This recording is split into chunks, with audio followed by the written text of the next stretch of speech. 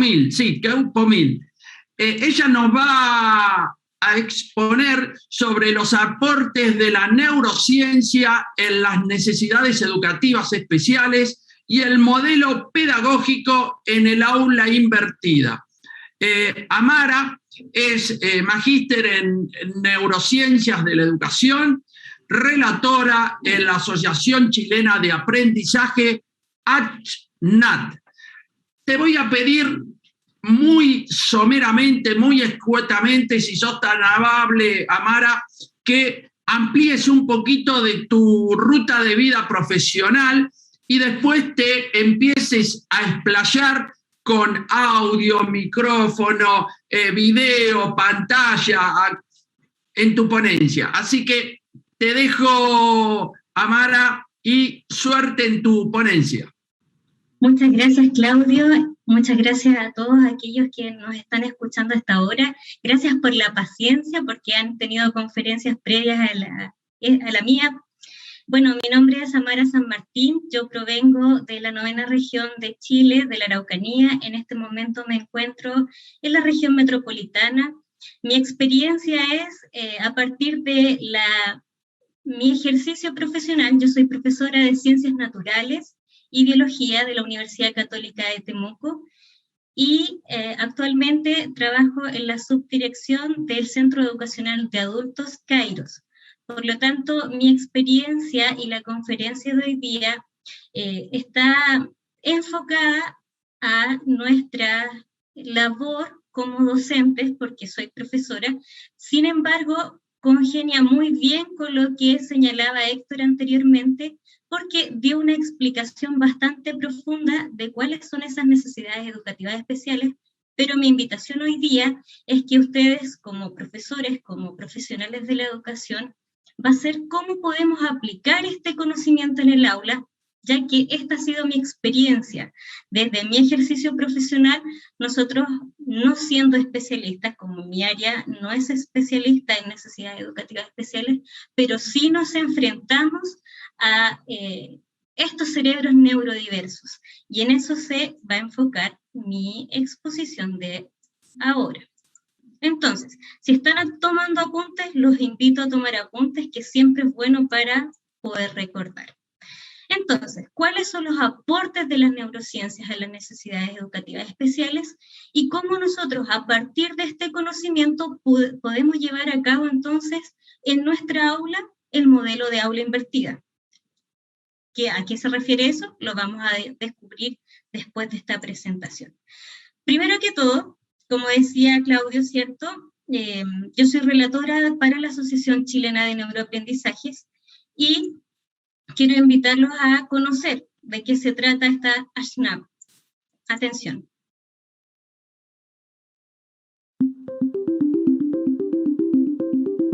El siglo XXI ha sido declarado el siglo del cerebro. Se ha dicho que intentar enseñar sin conocer de neurociencia es parecido a tratar de diseñar un guante sin conocer los dedos de una mano. La Asociación Chilena de Neuroaprendizaje es una consultora en educación dedicada a hacer divulgación sobre la ciencia del cerebro aplicada a la educación. Nuestros especialistas se destacan por su formación transdisciplinar, combinando la neurociencia educativa con los ámbitos de psicología, salud o educación. Buscamos cumplir nuestra misión a través de 3 líneas. 1. Ferias escolares, dedicadas al cerebro, la salud y estilo de vida. A través de la metodología de aprendizaje basado en proyectos, alumnos y profesores realizan estas jornadas para impactar a su comunidad educativa. 2. Programa de formación continua. Más de 10 diplomados que ofrecemos en inglés o español, en Chile y en Latinoamérica, en modalidad presencial y en su nuevo formato en vivo online. 3. Programa de mentoría para la innovación metodológica, que consiste en el acompañamiento, la observación de clases y tutorías de un especialista en su colegio. Luego de haber cursado alguno de estos programas, se puede acceder a las pasantías pedagógicas con alternativas disponibles en Chile, Argentina, España o el Reino Unido.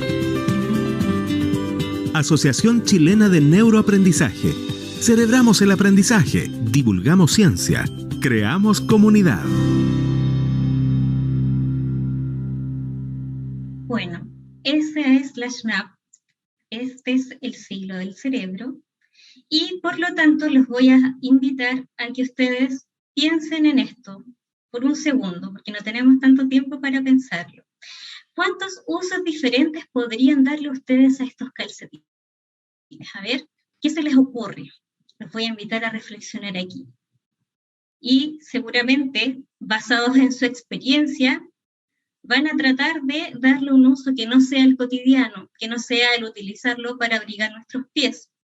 Bueno, precisamente de esta manera, el año 2018, pensando en esta simple acción, el año 2018, sirvió para conocer cuáles eran las conexiones neuronales de un cerebro creativo. Y no sé si en algún momento más de alguno debe haber escuchado que teníamos nuestros hemisferios como especializados, teníamos la creatividad enfocada en uno de los hemisferios de nuestro cerebro, y gracias a este experimento y gracias a la neuroimagen, ¿cierto?, se dio a conocer cómo se produce la creatividad en nuestro cerebro. Y si se fijan ahí, están marcados por colores nuestros lóbulos y nuestros hemisferios, ¿cierto? Y cómo nosotros creamos estas redes neuronales. Entonces dejamos de pensar que solamente teníamos un lóbulo más fortalecido por la creatividad. Entonces, pensando en esto, y hoy en día que se está valorando tanto la creatividad como una habilidad del siglo XXI, los quiero invitar a revisar cuáles son los principios del aprendizaje que todos nosotros como docentes deberíamos tener en cuenta. Primero, todo lo que cause o desencadene nuestra curiosidad va a permitirnos aprender. La repetición de la información o de este aprendizaje también va a favorecer a aprender. El asociar esta información con nuestra experiencia, como lo hicimos ahora pensando en estos usos del calcetín, va a favorecer entonces también a este aprendizaje, y tenemos un filtro muy importante que es el filtro emocional, porque nuestro cerebro aprende para sobrevivir. Por lo tanto, las emociones son los que nos mueven a nosotros a abrirnos a este aprendizaje. Y es tan maravilloso el conocimiento del cerebro y de cómo nosotros aprendemos y cómo podemos llevarlo al aula, que hoy en día, imagínense la frase célebre de Francisco Mora: solo se aprende aquello que se ama. Entonces la emoción es muy importante en nuestra aula. El clima que nosotros vamos a propiciar en el aula, nosotros lo hemos escuchado a lo mejor en el marco para la buena enseñanza, pero ¿cómo lo llevamos a cabo nosotros entonces? Y para eso tenemos que considerar que la entrada de información tiene que ser a través de todos los estímulos.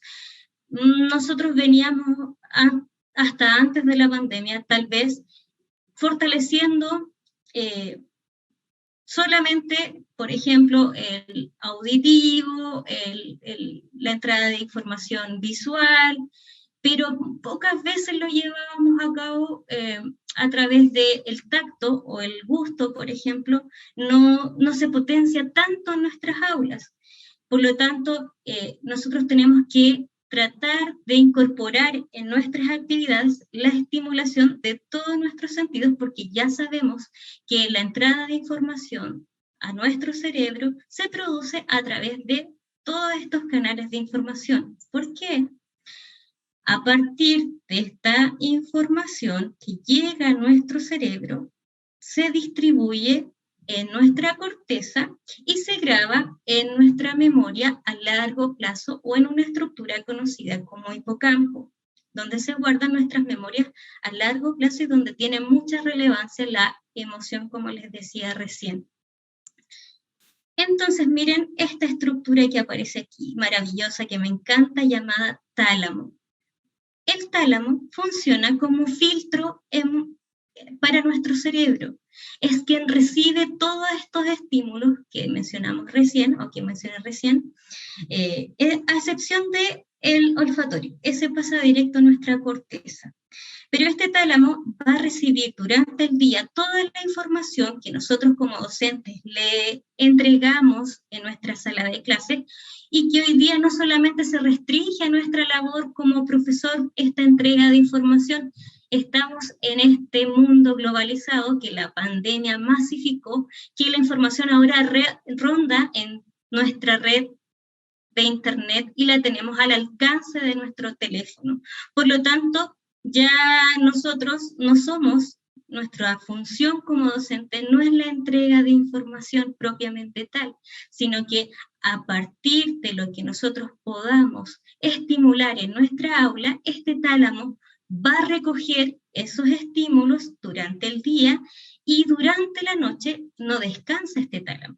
Trabaja para poder almacenar esta información en las áreas de nuestra corteza, porque tal como decía Héctor, durante nuestro aprendizaje, nuestro enfoque también tiene que ser el desarrollo de las funciones ejecutivas, que está más que todo pensada en nuestro desarrollo humano. Somos la única especie que tenemos el control sobre lo que aprendemos, y podemos potenciar esta corteza prefrontal, donde podemos controlar nuestros impulsos, planificar nuestro tiempo, podemos controlar nuestras emociones básicas, como el miedo, la tristeza, la alegría.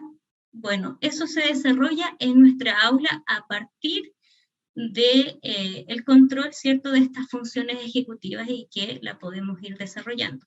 Y cerquita de este tálamo está, ven ahí, la amígdala. Por eso que las emociones controlan o median nuestro aprendizaje. Y si bien tenemos emociones que son desagradables, emociones agradables dentro de estas emociones básicas, que son el miedo, la alegría, la tristeza, la rabia, el asco y la sorpresa, vamos a querer repetir una conducta que genere estas emociones agradables.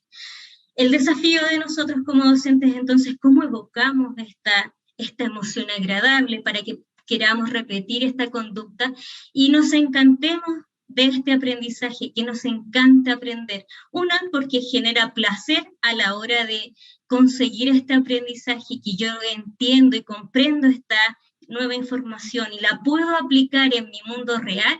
Voy a generar este placer desencadenado por la dopamina, que es un neurotransmisor ligado al placer, y va a permitir entonces que nuestros estudiantes quieran seguir llegando a nuestras aulas. Por lo tanto, el aula del siglo XXI, miren, deberíamos sacar de nuestro esquema mental las aulas tradicionales donde todos nos mirábamos las nucas, y hoy día la pandemia lo visibilizó aún más, cuando tuvimos que transformar nuestra aula tradicional en un aula virtual, que ahora nos permite incluso socializar, como lo estamos haciendo ahora, con otras partes del mundo. Creo que una vez más el ambiente nos forzó a adaptarnos, y esta adaptación nos permite sobrevivir en este siglo XXI. Nuestro cerebro se adapta y aprende para sobrevivir.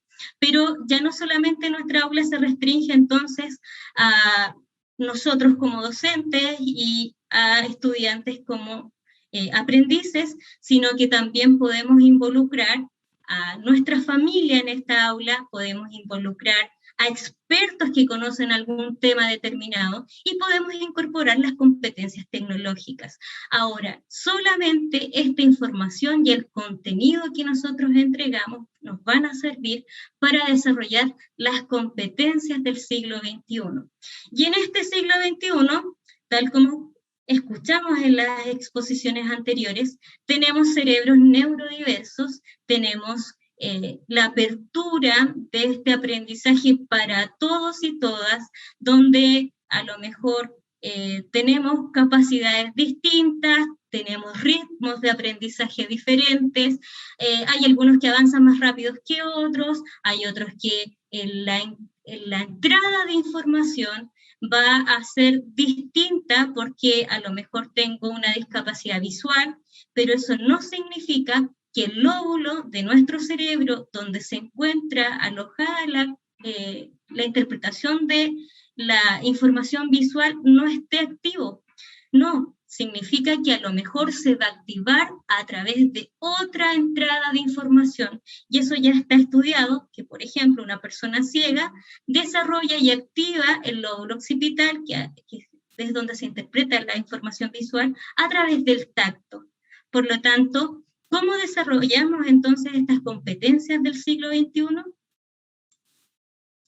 A través de esta triada que construye el aprendizaje, y yo creo que todos nosotros como docentes chilenos los tenemos súper claro, porque nuestro programa, afortunadamente, nuestro programa de estudio lo evidencia muy esquematizado, y nosotros tenemos una educación en 4 dimensiones, porque se mueve este aprendizaje, el prefijo meta involucra movimiento, entre los conocimientos, entre las habilidades y las actitudes en nuestra aula, ¿cierto? Este conocimiento que nos permite comprender la red de información, la habilidad que nos permite solucionar problemas aplicando esta información a partir del conocimiento, y la actitud que me permite tener una disposición para el aprendizaje, y cómo esta actitud también va a afectar al otro. Estas dimensiones del aprendizaje que se van a mover, ¿cierto? Como decía recién, van a construir una competencia, o lo que nosotros conocemos como la habilidad del siglo XXI. Y me encanta esta información que aparece en esta lámina, que lamentablemente no encontré el autor, pero dice que el conocimiento es inútil para quien no sabe aplicarlo. Tal como muestra este personaje ahí, esa cuerda que tiene para poder rescatar a esa persona que se está ahogando, se la tira, no le va a servir de nada si no sabe aplicar lo que este personaje tiene ahí para poder salvar la vida de esta persona que se está ahogando. Por lo tanto, vamos a enfocarnos ahora en comprender cómo desarrollamos estas competencias del siglo XXI. Y antiguamente llegábamos a 5C, pero ahora ya evolucionamos y avanzamos un poco más a 8C. Y se llaman 8C porque todas tienen ahí en común una C. Y está la comunicación, la colaboración, el desarrollo del pensamiento crítico, el cuidado del medio ambiente, la metacognición, la creatividad, la consolidación de actitudes y el desarrollo de una competencia digital. Rápidamente, quiero invitarlos a pensar cómo desarrollamos la comunicación, por ejemplo, en nuestra aula, a partir de la información que ya conocemos, cómo la podemos aplicar en nuestra aula, sabiendo que ya nuestra comunicación no solamente se restringe a una comunicación presencial, sino que ahora tenemos aulas que están conectadas alrededor del mundo. Primero, tenemos que asegurar en nuestra aula, ya sea presencial o virtual, la posibilidad de expresar las ideas sin temor. Y nosotros, como docentes, ir retroalimentando esas ideas para incrementar esta comunicación. Evaluar si esta comunicación es efectiva de la manera que nuestros estudiantes son capaces de respetar turnos, utilizar palabras técnicas, tener contacto visual. Hoy en día estamos en una crisis a lo mejor con respecto a que todo se ha digitalizado, y ya no, a lo mejor no sabemos qué va a pasar cuando volvamos a nuestras aulas presenciales sin mascarillas, pero afortunadamente la mascarilla tapa nuestra boca y tenemos que mirarnos a la cara para poder comprender mejor lo que nos quiere decir nuestro profesor o nuestro alumno. Y ser capaces entonces también de pensar bien en el mensaje que está dando el otro. Ojalá enseñarle a nuestros niños de que siempre un mensaje está escrito de manera positiva, porque nosotros le damos la interpretación y la entonación al mensaje, a lo mejor que me llega a través de un mensaje de texto, o como yo me comunico en una plataforma educativa, como Classroom o Teams, por ejemplo. Entonces, enseñarlos a pensar, primero, que siempre el mensaje va a tratar de ser positivo, ser capaces de interpretarlo de buena forma y de leer los subtextos, ¿cierto?, que transmiten también sus compañeros. Segundo, la colaboración hoy en día es muy importante para el mundo en el que estamos viviendo el mundo real, por así decirlo, los trabajos que se están formando hoy día. Ya en muy pocos trabajos puedo trabajar de manera sola, individual, que era lo que potenciaba nuestro modelo tradicional. Hoy día todas las opiniones son tremendamente enriquecedoras, por lo tanto, para fortalecer el trabajo en equipo, podemos trabajar un tema en específico, debatir un problema cotidiano y crear un producto que nos permite entonces asumir responsabilidades, tomar decisiones y distribuirnos las tareas. Cuando creamos un producto dentro de nuestro contenido, dentro de nuestro objetivo o dentro de nuestra área en la cual nosotros nos desenvolvemos, nos va a permitir entonces potenciar la colaboración. Tengamos en cuenta que estas competencias del siglo XXI se deberían trabajar de manera transversal, no solamente en un área, en el caso de nuestro subsector de aprendizaje. ¿Cómo entonces podemos potenciar el pensamiento crítico en nuestros estudiantes? Valorando la verdad ante todo, teniendo una mentalidad abierta para decir esta verdad a lo mejor, aunque traiga a lo mejor consecuencias cuando cometemos algún error, pero llevándolo también a ponerse en el lugar de ese compañero que cometió un error, resolviendo entonces esto a través de la empatía, la autonomía y la autocrítica. ¿Por qué? Porque el pensamiento crítico lo que más permite es poder descartar la información errónea. Si nosotros exponemos a nuestros estudiantes a diversa cantidad de información que llega en nuestros medios y en nuestras redes sociales, tenemos que invitarlos a descubrir cuál información es verídica y cuál es errónea.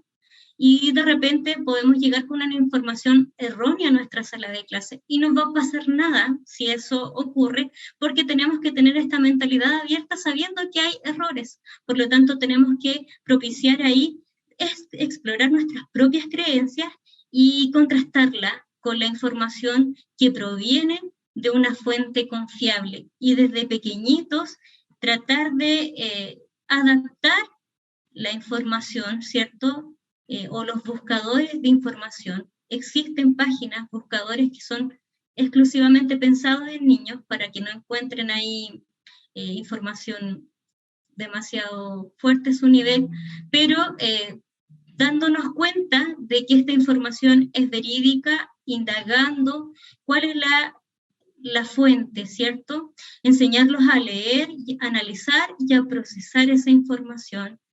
Y comunicar esta información con el equipo, con el grupo de trabajo, para llegar a una conclusión final.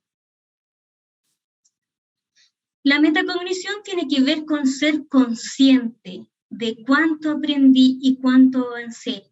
Muchas veces el aprendizaje pasa desapercibido en nuestros niños, pero cuando nosotros le permitimos expresar lo que entienden de algún tema y le permitimos que diga, bueno, yo pensaba esto, pero avancé a esto otro, hoy me di cuenta que estaba errado en algo, estoy permitiendo que se ilumine nuestro cerebro, porque avancé un poquito en este conocimiento que tenía, pero ahora avancé y soy consciente en lo que aprendí.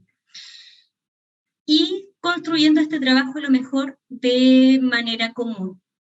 Por eso que cae muy bien dentro de las metodologías de aprendizaje, el aprendizaje basado en proyectos, porque ahí ponemos en marcha o de manera intencionada estas competencias del siglo XXI. Ahora, la creatividad, bueno, se puede poner en marcha tal como yo les pedí de algo cotidiano, que ustedes pensaran en un uso distinto a ese calcetín, algo tan básico. Podemos expresar a través nuestra creatividad a través de una temática que tenga que ver entonces con nuestro contenido que tenemos que entregar, como por ejemplo ahí puse en nivel básico que nosotros tuviésemos que pensar en las características de los seres vivos, pero pensar en un tema determinado que genere una idea. Si tenemos, por ejemplo, el problema de la adopción de mascotas, ya que estoy en la 9ª región y tengo al alcance los animales más cercanos son los animales domésticos. Y presento este problema como la adopción de mascotas. ¿De qué manera pudiésemos resolver este problema con mis estudiantes o con mi sala de clase? Potencio en ellos la creatividad, proponiendo soluciones a problemas reales. El cuidado del medio ambiente es avanzar y estar en coherencia con nuestra agenda del desarrollo sostenible, y que avanzó un poco a lo que nosotros conocíamos como desarrollo sustentable, que era comprometer, o sea, utilizar los recursos de hoy día sin comprometer los del futuro, que por ejemplo, cuando hablábamos de desarrollo sustentable, era si yo estoy pensando en la tala de árboles, bueno, tengo que estar pensando también en la reforestación para no comprometer los recursos naturales del futuro. Pero hoy día se avanzó un poco más allá en el desarrollo sostenible, que no solamente compromete un recurso natural, sino que también se involucra la sociedad y la economía de esta sociedad, permitiendo una equidad social. Entonces aquí el ejemplo de un desarrollo sostenible es, por ejemplo, el uso de paneles solares para potenciar la electricidad, o el uso de autos híbridos, por ejemplo. Y eso también nosotros deberíamos llevar a pensar a nuestros estudiantes en este cuidado del medio ambiente, que muchas veces ellos ya lo traen bien consciente, más que nosotros como profesores. Si uno les pregunta muchas veces a los adolescentes, ¿por qué tú decides ser vegetariano o vegano? Y la mayoría de sus respuestas no son por un tema alimenticio, sino que tiene que ver por una conciencia con el cuidado del medio ambiente.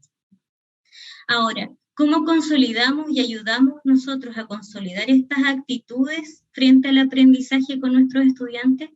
Permitiendo que ellos sean conscientes de cómo esta actitud afecta al otro también, y ahí va de la mano con la empatía. Y sobre todo nosotros enseñar con el ejemplo. Siempre le digo a los docentes cuando nos capacitamos, si el timbre suena para avisarme que tengo que llegar a clases, nosotros como latinos tenemos lamentablemente muy arraigado la impuntualidad. Yo, como he tratado eso con mis estudiantes, es mentalizándome a que antes que suene el timbre, estar esperándolo en la sala de clase, para que cuando suene el timbre, ya ellos vayan ingresando y su profesor esté esperándolo.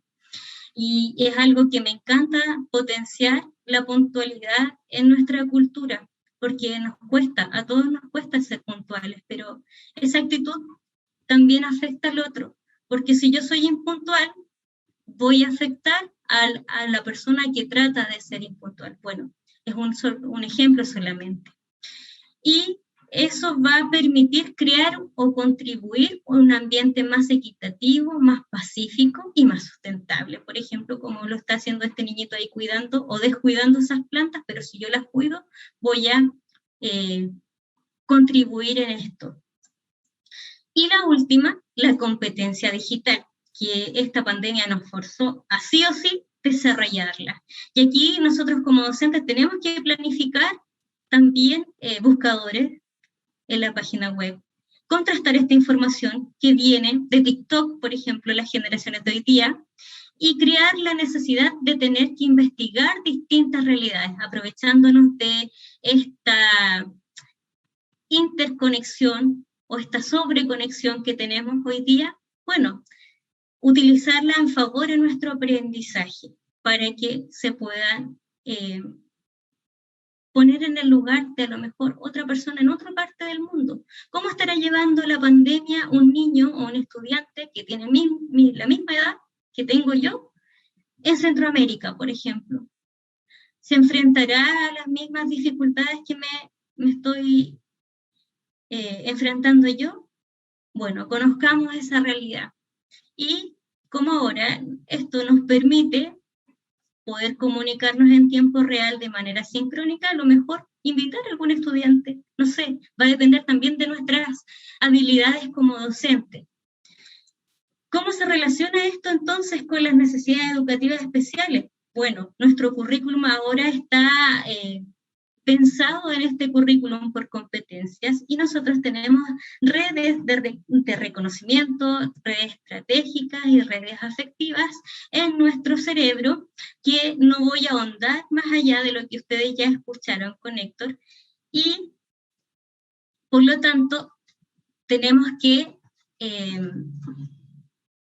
pensar que estas redes van a potenciarse en nuestra aula a través de tres consideraciones que voy a compartir. Primero, la forma de presentar este contenido. Tenemos que seleccionar los recursos adecuados.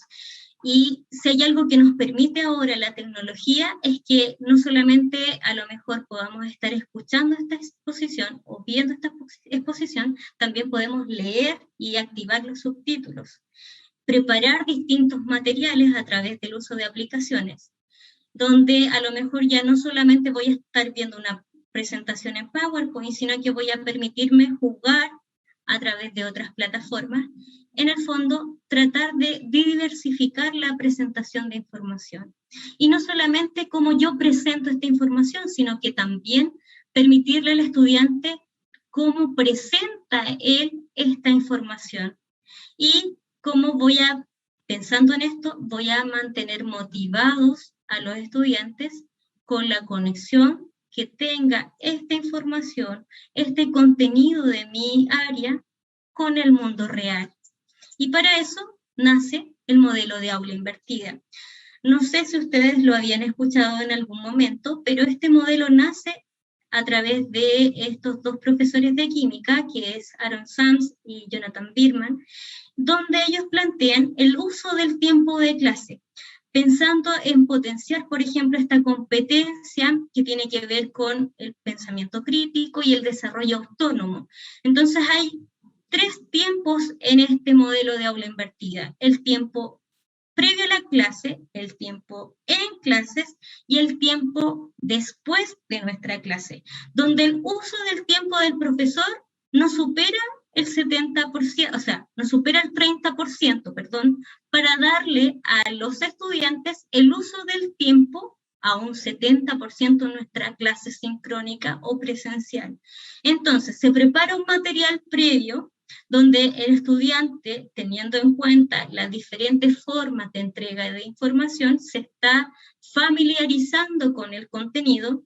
Llegamos a socializar este contenido a nuestra aula, donde nosotros como profesor podemos guiar las preguntas que surgieron, donde podemos mediar el tiempo de colaboración entre estos equipos que se formaron, para después aplicarlo en un proyecto o en un problema cotidiano, y eso va a ser mucho más motivador para el estudiante que nuestra antigua clase tradicional, donde el 70% del tiempo hablábamos nosotros y él solamente escuchaba, se hacía interminable la clase, y las tareas o las actividades a veces quedaban incluso para terminarlas solos en la casa, sin tener a quien preguntarles, y eso desmotivaba y hacía mucho más aburrido a este estudiante.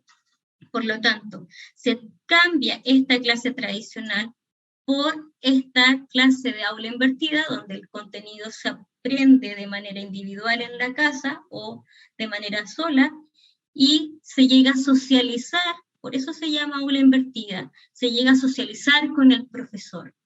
Por lo tanto, la taxonomía aquí de las habilidades que nosotros desarrollamos en nuestra aula de clase empieza a tomar esta forma. Ya dejamos de tener la manera tradicional que era este triángulo, y empieza a tomar esta fórmula media similar a un diamante, donde los primeros niveles, como el recordar y el comprender, pasa a estar fuera del aula, a través de la entrega de contenido, de información que nosotros como docentes planificamos. Podemos aplicarlo, analizarlo y evaluarlo en el aula, en conjunto, de manera colaborativa con los demás compañeros, para crear una solución de un problema o para conectarlo con nuestro mundo real. Por lo tanto, ¿cómo podemos nosotros entonces empezar a aplicar aula invertida en nuestra sala, primero, pensando qué competencia quiero desarrollar en mis estudiantes. Segundo, a qué nivel de sus habilidades quiero apuntar. Pensar en esta taxonomía que yo les compartí recién. Y tercero, ¿cómo puedo aplicar, cómo van a aplicar ellos sus conocimientos y sus habilidades en este mundo real y diversificando, ¿cierto?, estas estrategias? Ahora bien, esta presentación va a quedar disponible para ser compartida a través de este código QR. Sí, así como nosotros ahora nos acostumbramos a leer los menús, van a poder descargar esta misma información a través de este código. Y quiero finalizar, en virtud del tiempo y de la paciencia que ustedes han tenido de escucharnos, recordando que nuestro tiempo atencional también es pequeño, con la siguiente reflexión de Carol DeWitt, esta maravillosa neuropsicóloga que me encanta, que dice: aprendamos juntos para sumar por la educación, porque se aprende más de los errores que de los logros sencillos. Muchas gracias por su atención. Les dejo también mi código QR si quieren también contactarme. Ahí está mi información. Querido Claudio, no sé si estás por ahí para compartir las preguntas. Por favor, deja un cachito este último flyer, así los participantes pueden escanear. Tengo unas preguntas, Amara, para desarrollarte, y son las siguientes. Voy a pasar a la lectura. Espera, acá. Primera pregunta. ¿Los aportes de las neurociencias en la educación se puede colocar en el departamento de convivencia escolar, sobre todo en establecimientos vulnerables? Sí. ¿Saben por qué? Porque la convivencia escolar está pensada en el aula, en el clima de aula y en la comunidad escolar en conjunto. Por lo tanto, las neurociencias, a partir del conocimiento de las emociones, por ejemplo, que son importantes en este clima que va a formarse en el aula, sin duda que tiene mucha relevancia, y si nosotros desconocemos cómo esas emociones nos motivan o nos desmotivan para el aprendizaje, sin duda que es relevante en este siglo XXI, por lo tanto, sin duda es compatible. Bien, leo otra consulta.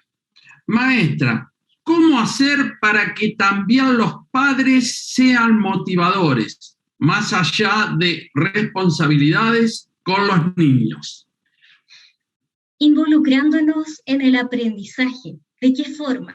Por eso que me gustan las metodologías activas, porque nosotros dentro de nuestra comunidad escolar, los papás también tienen experiencias en algunos temas. Y hoy día, por ejemplo, el aprendizaje basado en proyectos permite invitar a un experto, entre comillas, porque no sabemos a lo mejor la expertise que puede tener el papá o el apoderado, pero permite conocer su experiencia. Entonces, por ejemplo, volviendo al tema de la tenencia responsable de animales, ¿por qué no en algún momento pedirle a este apoderado, a esta familia, que nos comente qué mascota tienen en la casa? ¿Cómo se distribuyen el tiempo del cuidado de esa mascota? ¿Cómo planificamos las vacaciones, por ejemplo? Y ahí también desarrollamos nosotros las funciones ejecutivas. Invitarlos, involucrarlos en nuestra sala de clase, abrirnos. Ya hoy día la pandemia permitió que toda la familia escuche nuestra clase. Ya no solamente se restringe al estudiante, de repente tenemos abuelitos en la clase, tenemos papás. Me ha pasado más con abuelitos que con papás, porque los papás también están teletrabajando, pero tenemos abuelitos, tenemos tíos, tenemos hermanos de distintas edades que están escuchando nuestra clase, y de repente, ¿por qué no permitir que nos cuenten la experiencia? ¿Qué vivieron ellos? ¿Cómo estudiaron estos abuelitos en sus tiempos? ¿Qué piensan ellos del tema que nosotros estamos tratando, por ejemplo? Amara, me están pidiendo si podés colocar el primer QR, si sos tan amable mientras estamos dialogando. Discúlpame. Espero que sea ese. Bien, No, ese. Ahí está. Ahí lo pusimos porque lo estaban pidiendo y lo dejamos un momentito. Amara, te hago una consulta. Tú decías los tapabocas. Mira qué loco que acá en la Argentina han inventado unos tapabocas transparentes. Pero tú dices, ¿para qué? No, porque nosotros tenemos el don de poder hablar, pero aquellas personas que no tenían el don de poder hablar, leían los labios y tenían que tener el tapaboca transparente. Entonces, en algunos lugares, para tener en cuenta eso, estaban los tapabocas transparentes para que si era la persona no podía escucharte, te leía los labios. Míralo hasta qué cosas tuvimos que hacer en estos tiempos pandémicos. Pero te hago una pregunta. En base a lo que tú estuviste poniendo, ¿qué crees que...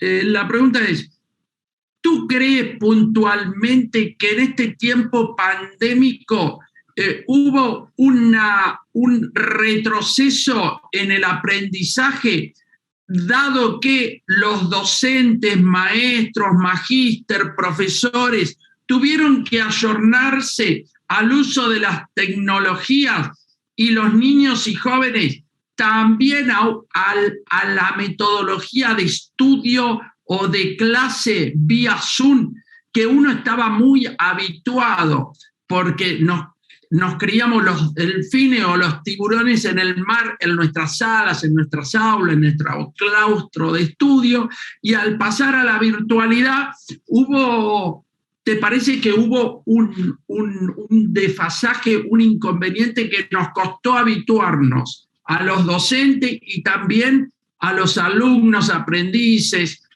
o universitarios? ¿Ustedes lo vivieron así en Chile o no? Lo vivimos así, pero ¿sabes qué? El aprendizaje, tal como lo dije, aprendemos para sobrevivir. De ninguna manera, desde mi punto de vista, significa un retroceso.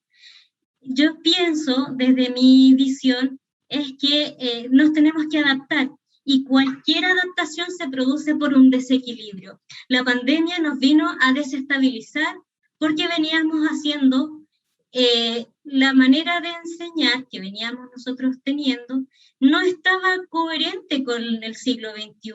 Nuestras aulas no estaban respondiendo a la necesidad, porque hoy día ya la información vuela en las redes sociales, vuela en la internet, vuela de un espacio geográfico a otro, y nosotros solo nos estábamos restringiendo a nuestra sala de clase.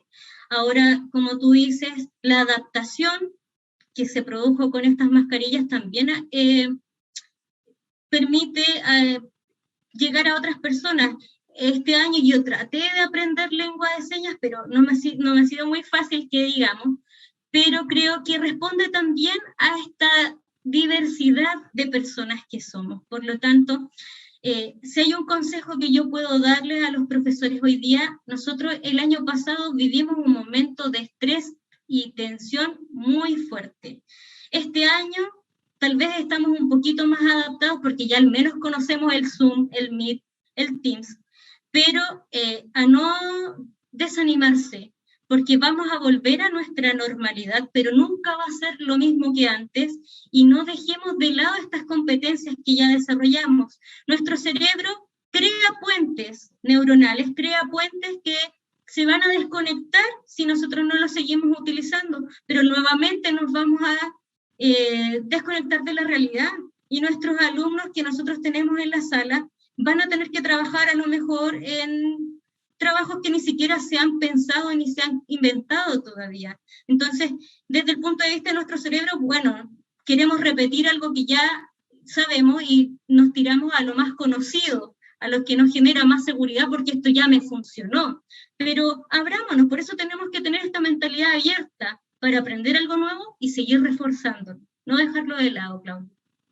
Es así, tal cual como tú lo dices, porque el cerebro es vago, y cuando se dice que el cerebro es vago, ¿Por qué? Porque se acostumbra, y si nosotros no le damos esta cosa que pasó en la pandemia, seguíamos las viejas metodologías o tradiciones que teníamos. Entonces, creo que la pandemia vino para que tengamos que desarrollar, aprender, desaprender y reaprender cosas en beneficio de garantizar una buena, yo digo, neuroeducación o un neuroaprendizaje. Pero fuera de eso, te quería agradecer por tu ponencia y me gustaría que nos dejes un mensaje para cerrar. Vamos a no solo cerrar con tu ponencia, sino después vamos a tomarnos un pequeño descanso hasta las 14:30.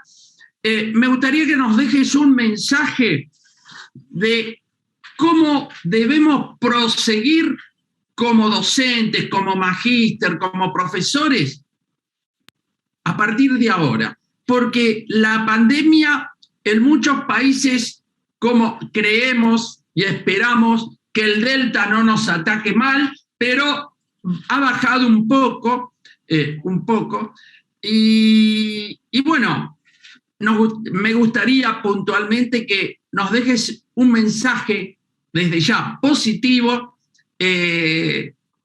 para ver qué hacemos con lo que aprendimos y qué hacemos con el futuro que se viene en este rol que ocupamos nosotros, el educar a los nuevos líderes del país y del mundo.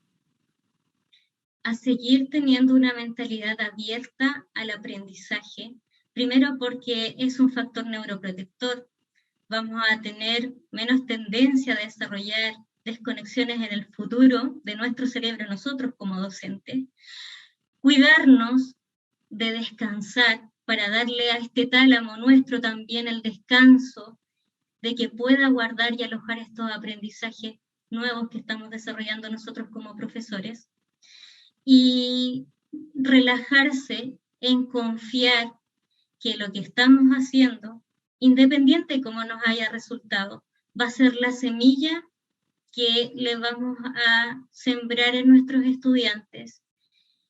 Bajar esa ansiedad por querer enseñarlo todo, sino que crear este clima agradable, el que yo quiera volver a ver a mi profesor, porque los niños a lo mejor se van a olvidar del contenido, pero nunca se van a olvidar cómo fuimos nosotros con ellos. Y el contenido ya lo tienen en el teléfono, pero no van a tener esa profesora que los acogió y les dio la tranquilidad que aunque el mundo se cayó a pedazos afuera de la pandemia, seguíamos estando con ellos con la mejor sonrisa para recibir esa clase que ellos estaban teniendo.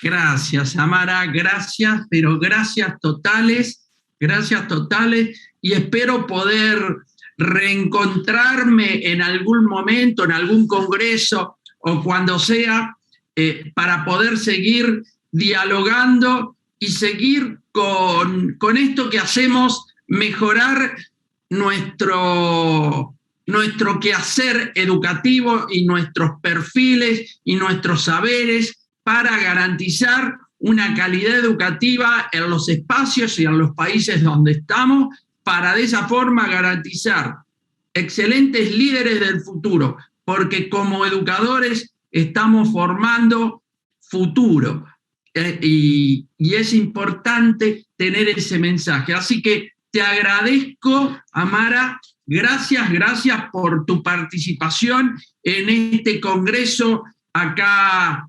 Dije acá, pero yo estoy en Argentina, allá en Chile, porque creo que es fundamental poder seguir haciendo esto para garantizar que todo el docente, el profesor, los alumnos, los aprendices, evolucionen en este tiempo, y porque este tiempo que se viene va a ser mejor, porque nunca volvemos al pasado, no se puede volver, y siempre estamos en el presente futuro, en el presente presente o en el presente futuro, pero siempre estamos viviendo el presente, pero queremos que el futuro, desde nuestro rol de educador, sea el mejor. Y creo que en tu ponencia fue el espíritu, estoy reflejando el espíritu de tu ponencia. Así que gracias totales, estimada Mara. Abrazos, que estén muy bien. Chao, chao. Chao.